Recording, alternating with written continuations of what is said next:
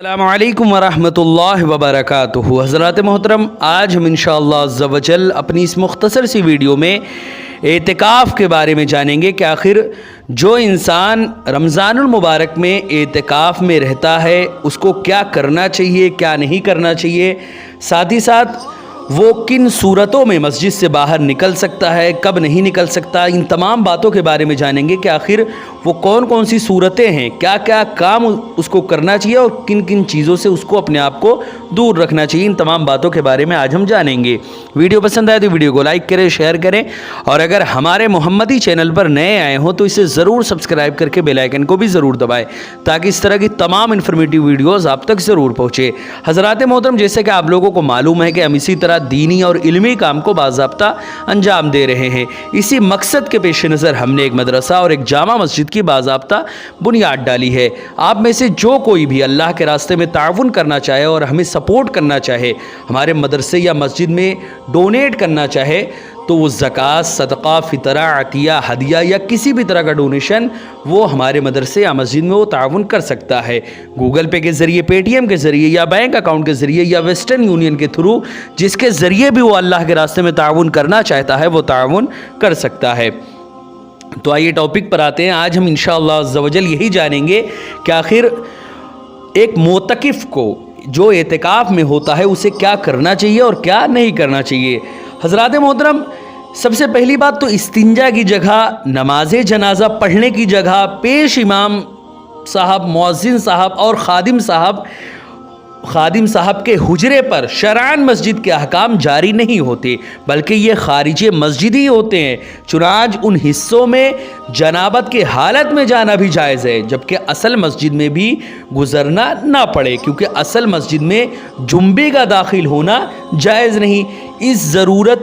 ضروریات مسجد والے حصے میں جو انسان اعتکاف میں ہوتا ہے اس کا جانا بالکل جائز نہیں ہے، بلکہ اگر معتکف اس حصے میں شرعی عذر کے بغیر ایک لمحے کے لیے بھی چلا جائے تو اس سے اعتکاف ٹوٹ جاتا ہے۔ اسی طرح جن مسجدوں میں وضو خانے اصل مسجد سے بالکل متصل یعنی ساتھ ہی ملے ہوئے ہوتے ہیں، وہاں عموماً ہمارے اسلامی بھائی وضو خانوں کو بھی مسجد کا حصہ سمجھتے ہیں اور اعتکاف کی حالت میں بے دھڑک وہاں آتے جاتے رہتے ہیں۔ خوب سمجھ لینا چاہیے کہ اس طرح اعتکاف فاسد ہو جاتا ہے۔ وضو خانہ جو ہے وہ مسجد کا حصہ نہیں ہوتا، اور معتکف کے لیے یعنی وہ اس کا حصہ نہیں ہوتا، وضو خانہ جو ہے وہ اس کا حصہ نہیں ہوتا، تو اسی لیے معتکف کے لیے وہاں شرعی ضرورت کے بغیر جانا جائز نہیں ہے۔ لہٰذا اعتکاف میں بیٹھنے سے پہلے منتظمین مسجد کی مدد سے واضح طور پر یہ معلوم کر لینا ضروری ہے کہ مسجد کی حدود کہاں سے کہاں تک ہے اور وضو خانے کی حدود کہاں سے شروع ہوئی ہے۔ اسی طرح مسجد میں داخل ہونے سے پہلے جہاں جوتے اتارے جاتے ہیں وہ جگہ بھی خارج مسجد میں ہوتی ہے، یہاں پہ معتکف نہیں جا سکتا۔ اسی طرح مسجد کے زینے جن پر چڑھ کر لوگ مسجد میں داخل ہوتے ہیں وہ عموماً مسجد سے خارج ہوتے ہیں، اس لیے معتکف کو شرعی ضرورت کے بغیر وہاں جانا بھی جائز نہیں ہے۔ اسی طرح بعض مسجدوں کے صحن میں حوض بنا ہوتا ہے، وہ بھی مسجد سے خارج ہوتا ہے، لہٰذا اس کے بارے میں بھی یہ معلوم کرنا ضروری ہے کہ حوض کے قریب مسجد کی حدود کہاں تک ہے اور حوض کی حدود کہاں سے شروع ہوئی ہے۔ جن مسجدوں میں نماز جنازہ پڑھنے کی جگہ الگ بنی ہوتی ہے وہ بھی مسجد سے خارج ہوتی ہے، معتکف کو وہاں جانا بھی جائز نہیں ہوتا۔ اسی طرح بعض مسجد میں امام مسجد کی رہائش کے لیے مسجد کے ساتھ ہی کمرہ بنا ہوتا ہے، یہ کمرہ بھی مسجد سے خارج ہوتا ہے، اس میں بھی معتکف کو جانا جائز نہیں ہے۔ اسی طرح بعض مسجدوں میں ایک ایسا کمرہ امام کی رہائش گاہ کے لیے تو نہیں ہوتا، لیکن امام کی تنہائی کی ضروریات کے لیے بنایا جاتا ہے۔ اس کمرے کو بھی جب تک بانی مسجد نے مسجد قرار نہیں دیا ہو اس وقت تک اسے مسجد نہیں سمجھا جائے گا اور معتکف کو اس میں بھی جانا جائز نہیں ہے۔ اسی طرح بعض مساجد میں اصل مسجد کی بالکل ساتھ ہی بچوں کو قرآن پاک پڑھانے کے لیے جگہ یا مدرسہ بنایا جاتا ہے، اس جگہ کو بھی جب تک بانی مسجد نے مسجد قرار نہ دیا ہو اس وقت تک معتکف کے لیے اس میں جانا جائز نہیں ہے۔ اسی طرح بعض مساجد میں باغیچہ وغیرہ بنا دیا جاتا ہے، اس میں بھی معتکف نہیں جا سکتا۔ اسی طرح بعض مساجد میں مسجد کے جو دریاں، صفے، چٹائیاں اور دیگر سامان رکھنے کے لیے الگ کمرہ یا کوئی جگہ بنائی جاتی ہے، اس جگہ کا بھی حکم یہی ہے کہ جب تک بنانے والے نے اسے مسجد قرار نہ دیا ہو یہ جگہ مسجد نہیں ہے اور معتکف اس میں نہیں جا سکتا۔ حضرات محترم، اس تفصیل سے یقیناً آپ کو احساس ہو گیا ہوگا کہ اعتکاف کے لیے مسجد کے حدود کو معین کرنا کس قدر ضروری ہے۔ لہٰذا معتکف اسلامی بھائیوں کو چاہیے کہ اعتکاف کے شروع کرنے سے پہلے منتظمین مسجد سے حدود مسجد کو اچھی طرح ذہن نشی کر لے۔ حضرات محترم، چونکہ آپ کو پورے 10 روز مسجد ہی میں گزارنے ہیں، اس لیے مناسب معلوم ہوتا ہے کہ چند باتیں احترام مسجد کے متعلق سیکھ لیں۔ دوران اعتکاف مسجد کے اندر ضرورتاً دنیاوی بات کرنے کی اجازت ہے، لیکن حتی الامکان دھیمی آواز کے ساتھ اور احترام مسجد کو ملحوظ رکھتے ہوئے۔ یہ نہیں ہونا چاہیے کہ آپ چلا کر کسی اسلامی بھائی کو بلا رہے ہوں اور وہ بھی آپ کو چلا کر جواب دے رہا ہو۔ خوب اچھی طریقے سے یہ بات جان لیں کہ ابے تبے ہو رہی ہو، خوب تیزی سے خوب زیادہ شور و غل ہو رہا ہو، مسجد گونج رہی ہو، یاد رکھیں مسجد میں بلا ضرورت دنیاوی بات چیت کو معتکف کو بھی اجازت نہیں ہے۔ اگر ضرورت ہے تبھی پھر وہ دنیاوی بات بھی کر سکتا ہے، بلا ضرورت نہیں کر سکتا۔ اسی طرح حضور رسول اکرم صلی اللہ علیہ وسلم نے ارشاد فرمایا، ایک زمانہ ایسا آئے گا کہ مساجد میں دنیا کی باتیں ہوں گی، تم ان کے ساتھ، جو لوگ اس طرح ہوں گے تم ان کے ساتھ مت بیٹھنا، ان کو اللہ عز و جل سے کوئی کام نہیں۔ اسی طرح احترام مسجد میں دوسری جو بات ہے وہ یہ کہ اعلیٰ حضرت امام احمد رضا خان فاضل بریلوی رحمۃ اللہ علیہ فتاوی رضویہ شریف میں چند روایات نقل کی ہیں۔ چنانچہ فرماتے ہیں آپ کہ دنیا کی بات جبکہ فی نفسی مباح یعنی جائز اور سچی ہو، مسجد میں بلا ضرورت کرنی حرام ہے۔ ضرورت ایسی جیسے معتکف کو اپنے حوائج ضروریہ یعنی ضروری حاجتوں کے لیے بات کی ہے، مطلب غیر معتکف دنیا کی بات مسجد میں بھی کر ہی نہیں سکتا۔ اسی طرح اب فرماتے ہیں کہ جو مسجد میں دنیا کی بات کرے اللہ رب العزت اس کے 40 سال کے نیک عمل کو غارت اور برباد فرما دے۔ اسی طرح مدارک شریف میں ہے حضور رسول اکرم صلی اللہ علیہ وسلم کا فرمان علی شان ہے، مسجد میں دنیا کی باتیں کرنا نیکیوں کو اس طرح کھا جاتا ہے جس طرح چوپائے گھاس کو کھا جاتی ہے۔ اسی طرح ہمارے آقا و مولا حضور رسول اکرم صلی اللہ علیہ وسلم نے فرمایا، مسجد میں ہنسنا قبر میں اندھیرا لاتا ہے۔ حضرات محترم، مذکورہ بالا روایات کو بار بار پڑھیے اور اللہ رب العزت کے خوف سے لرزیے۔ کہیں ایسا نہ ہو کہ مسجد میں داخل تو ہوئے ثواب کمانے مگر خوب ہنس بول کر ساری نیکیاں برباد کر کے باہر نکلے۔ لہٰذا مسجد میں پرسکون اور خاموش رہیے، بیان بھی کریں یا سنیں تو حتی الامکان سنجیدگی کے ساتھ، کوئی ایسی بات نہ ہو کہ بلا وجہ لوگوں کو ہنسی آئے، اور اگر ضرورتاً کوئی ایسی روایت پیش کرنی ہی پڑ جائے تو نہ خود ہنسیے نہ لوگوں کو ہنسنے دیجیے، بلکہ وقتاً فوقتاً مسجد میں ہنسنے کی مذمت بیان کرتے رہیے۔ حضرات محترم، اگر کوئی انسان معتکف ہے یعنی اگر کوئی انسان حالت اعتکاف میں ہے تو کیا وہ مسجد کی چھت پر چڑھ سکتا ہے کہ نہیں، اس کو سمجھنے کی کوشش کرے۔ صحن مسجد کا حصہ، صحن جو ہے وہ مسجد کا حصہ ہے، لہٰذا معتکف کو صحن مسجد میں آنا جانا، بیٹھے رہنا یقیناً جائز ہے۔ مسجد کی چھت بھی چونکہ مسجد کے حکم میں ہے اس لیے معتکف مسجد کی چھت پر آ جا سکتا ہے، لیکن یہ اس وقت ہے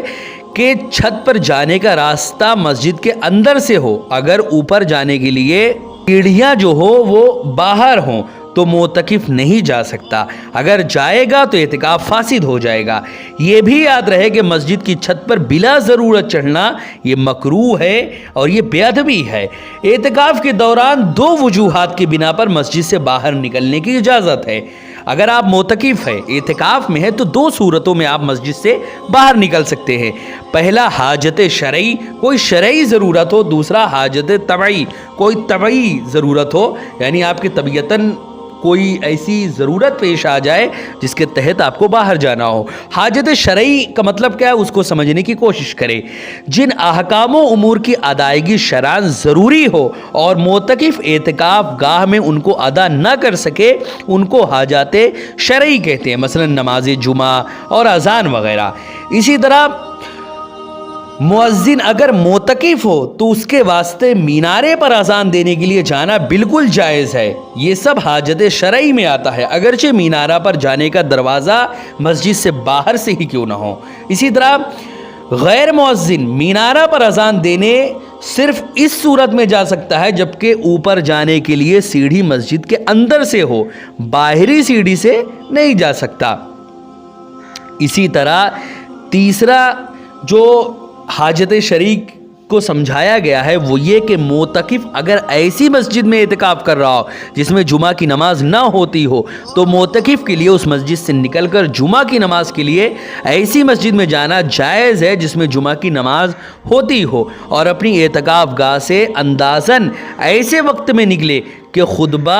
شروع ہونے سے پہلے 4 رکعت سنت پڑھ سکے، اور نماز جمعہ کے بعد اتنی دیر مزید ٹھہر سکتا ہے کہ 4 یا 6 رکعت پڑھ لے، اور اگر اس سے زیادہ ٹھہرا رہا بلکہ باقی اعتکاف اگر وہی پورا کر لیا تب بھی اعتکاف نہیں ٹوٹے گا، لیکن نماز جمعہ کے بعد 6 رکعت سے زیادہ ٹھہرنا یہ مکروہ ہے۔ اسی طرح اگر ایسی مسجد میں اعتکاف کیا جہاں جماعت نہیں ہوتی تو جماعت کے لیے نکلنے کی اجازت ہے۔ یہ تو ہو گیا حاجت شرعی جس کی وجہ سے آپ باہر نکل سکتے ہیں۔ اب حاجت طبعی کسے کہتے ہیں وہ سمجھنے کی کوشش کریں۔ حضرات محترم، یعنی وہ ضروریات جن کے بغیر چارہ نہ ہو، مثلا پیشاب، پاخانہ وغیرہ، ان کے بغیر تو کوئی چارہ ہے نہیں، اس میں تو نکلنا ہی پڑے گا۔ مسجد میں پیشاب پاخانہ تو ہو ہی نہیں سکتا، البتہ وضو اور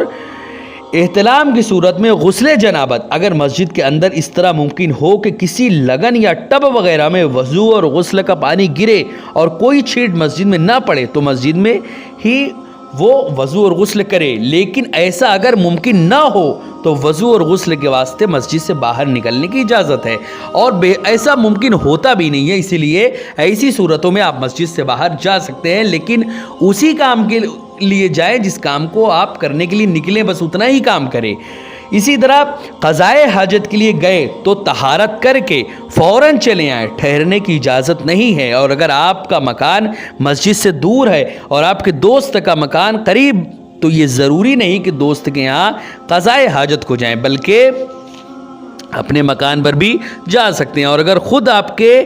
اپنے 2 مکان ہیں، ایک نزدیک دوسرا دور، تو نزدیک والے مکان میں جائیں۔ بعض مشائخ فرماتے ہیں کہ دور والے مکان میں جانے سے اعتکاف فاسد ہو جائے گا۔ اسی طرح عام طور پر نمازیوں کی سہولت کے لیے مسجد کے احاطے میں بیت الخلا، غسل خانہ، استنجا خانہ اور وضو خانہ ہوتا ہے، لہٰذا قضائے حاجت کے لیے مسجد کا بیت الخلا، احتلام کی صورت میں مسجد کا غسل خانہ اور بے وضو ہونے کی صورت میں مسجد کا وضو خانہ وہ استعمال کرے۔ حضرات محترم، اسی طرح کئی ساری ایسی صورتیں ہیں، کئی ساری ایسی چیزیں ہیں جس کو معتکف کو کرنا چاہیے اور انہی کے تحت اپنے معاملات کو کرنا چاہیے، ورنہ اس کا جو اعتکاف ہے وہ ٹوٹ جائے گا۔ مسجد کا احترام خاص طور سے خیال رکھیں کہ مسجد کے احترام میں ذرہ برابر کوئی بھی فرق نہ آنے پائے۔ عام طور سے یہ ضرور خیال رکھیں کہ آخر مسجد کہاں سے کہاں تک ہے۔ عموماً ہمارے اسلامی بھائی حدود مسجد کا مطلب ہی نہیں سمجھتے، اسی بنا پر وہ ایسی بہت سارے معاملات وہ کر جاتے ہیں کہ ان کا اعتکاف ٹوٹ جاتا ہے۔ اسی لیے خوب اچھی طرح سمجھ لیں کہ حدود مسجد کا مطلب کیا ہے۔ اس پوری ویڈیو میں اس کا مطلب میں نے آپ کو بتایا، اس کو سمجھیں، بار بار ویڈیو سنیں اور زیادہ سے زیادہ لوگوں تک اس کو شیئر کریں تاکہ ہر ایک اس کے مطلب کو سمجھے۔ حضرات محترم، اس کی تفصیل کچھ یوں ہے کہ زمین کے کسی حصے کا مسجد ہونا اور چیز ہے اور مسجد کے دیگر ضروریات کے لیے مخصوص ہونا اور چیز۔ اسی طرح یہ بات بھی ذہن میں رکھیں کہ بعض مساجد میں تو ضروریات مسجد والا حصہ اصل مسجد سے بالکل الگ اور ممتاز ہوتا ہے جس کی پہچان مشکل نہیں ہوتی، لیکن بعض مساجد میں یہ حصہ اصل مسجد سے اس طرح متصل اور ملا ہوتا ہے کہ ہر شخص اسے نہیں پہچان سکتا، اور جب تک بانی مسجد صراحتاً نہ بتائے کہ یہ حصہ مسجد نہیں، یہ حصہ مسجد کا نہیں ہے، اس وقت تک اس کا پتہ نہیں چلتا۔ لہٰذا جب کسی اسلامی بھائی کا کسی مسجد میں اعتکاف کرنے کا ارادہ ہو تو اسے سب سے پہلے یہ کام کرنا چاہیے کہ مسجد کے بانی یا اس کے متولی سے مسجد کو ٹھیک ٹھیک حدود معلوم کرے، اور انتظامیہ کو بھی چاہیے کہ وہ مسجد کی حدود کو حتی الامکان واضح اور ممتاز کر دے، اور بہتر یہ کہ ہر مسجد میں ایک نقشہ مرتب کر کے لٹکا دے جس میں مسجد کی حدود واضح طور پر معلوم ہو جائے، ورنہ کم از کم 20 رمضان کو جب معتکفین مسجد میں جمع ہو جائے تو انہیں زبانی طور پر سمجھا دیا جائے کہ مسجد کی حدود کہاں سے کہاں تک ہے۔ حضرات محترم، یہ چند باتیں تھیں جو آپ کے سامنے پیش ہوئی۔ یہ اعتکاف یعنی معتکف کو کیا کرنا چاہیے، جو اعتکاف میں بیٹھتا ہے اس کو کیا کرنا چاہیے اور کیا نہیں کرنا چاہیے، کس طرح اس کا اعتکاف ٹوٹ جاتا ہے اور کیسے کن معاملات کو اس کو اعتکاف کی حالت میں کرنا چاہیے، وہ تمام باتیں اس میں نے بیان کی۔ ویڈیو پسند آئے تو ویڈیو کو لائک کریں، شیئر کریں، اور اگر ہمارے محمدی چینل پر نئے آئے ہوں تو اسے ضرور سبسکرائب کر کے بیل آئیکن کو بھی ضرور دبائیں۔ السلام علیکم ورحمۃ اللہ وبرکاتہ۔